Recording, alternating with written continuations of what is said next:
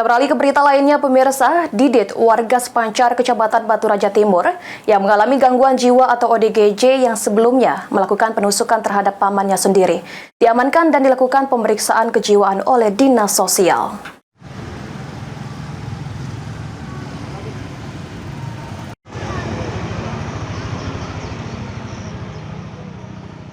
Edison Chandra alias Didit berhasil diamankan oleh anggota Resmo Polres Oku bersama warga setelah sebelumnya pelaku yang sudah meresahkan karena mengalami gangguan kejiwaan sempat menusuk pamannya hingga kritis.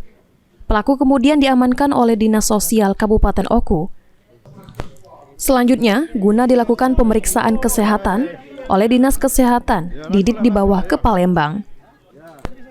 Tidak hanya mengamuk, Didit juga sering membawa senjata tajam dan melukai orang di sekitarnya.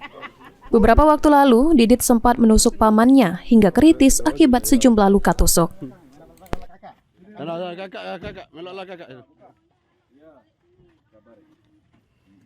Didit ke Palembang. Ini dari Dinas Sosial, Polres, ini dari Dinas Kesehatan.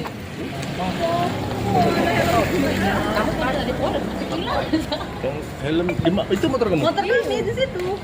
Helm warna? Pink sama putih. Hitam. Helm dua kan? Minjem.